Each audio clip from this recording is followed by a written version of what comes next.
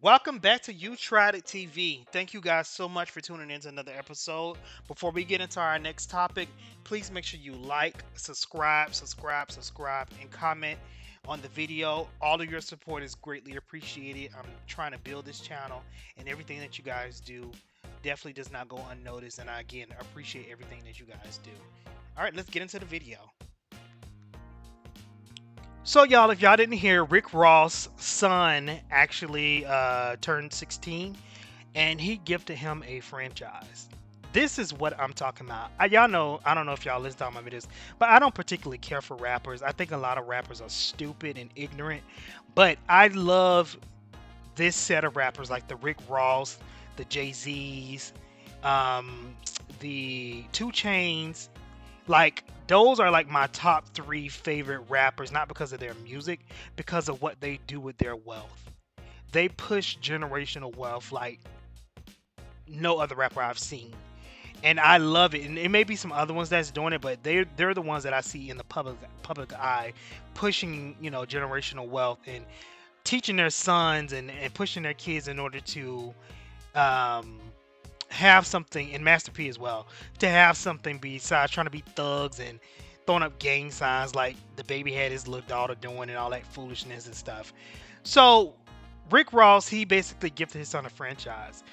This is going to be pivotal for his son. For one, this is going to, as he guide his sons through owning a business, this is going to teach his son responsibility. It's going to teach his son a sense of ownership. It's going to teach his son entrepreneurship. It's just going to open up a whole new world for his son, and I just love that. I love the fact that I seen this was like years ago, while everybody be posting chains and showing their new golds and their diamonds and stuff. Two Chains went online and he posted 24 tax bills for the homes that he owns in Georgia. And he was like, I owe taxes. He finna get ready to pay his tax bill on all these 24 homes that he owned. I thought that was fucking great. That was amazing. That's what y'all should be showing these little boys. Instead of y'all worrying about if Lil Nas X gonna turn y'all sons out, y'all need to be focusing on the fact, fuck what Lil Nas X doing. I'm teaching my son about owning real estate. I'm teaching my son about uh, understanding financial literacy. I'm teaching my son about the stock market. I'm teaching my son about options. I'm teaching my son about dividends. I'm teaching my son about fluctuations in the market and different things like that. That's what y'all should be, these rappers should be pushing on the culture. That's what they should be talking about. Fuck these cars, fuck all these babies and stuff they having, all these houses and different things they're buying to show off. If you're gonna buy property, you need to have some type of reason for it, or to understand that it's gonna build in value, and be teaching that and pushing that into the culture.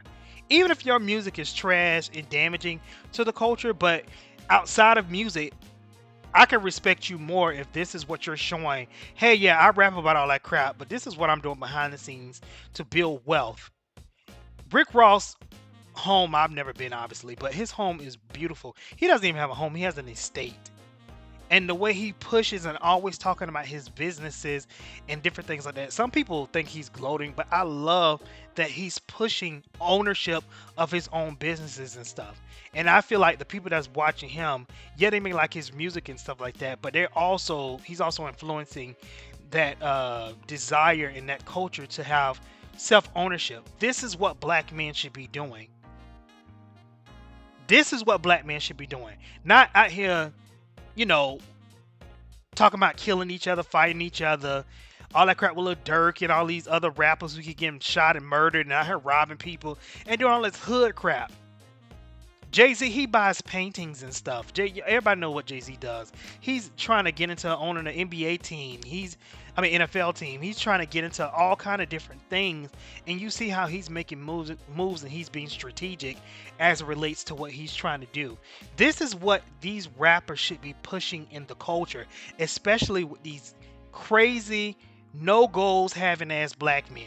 This is what they should be pushing on these men that they influence.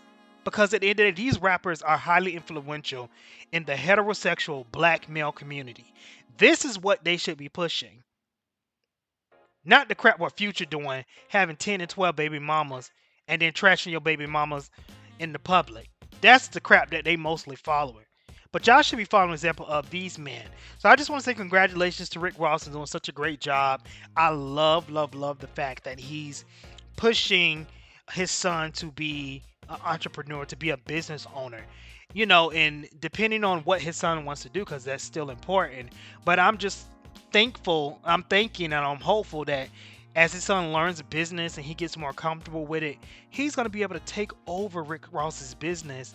And that's just generational wealth. All of the money, all of the success that Rick Ross is building, he's going to be able to pass that on to his son.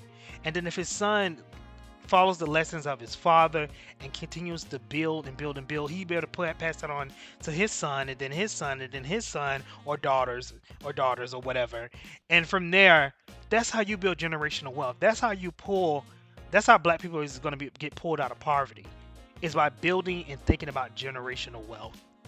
That is just so important.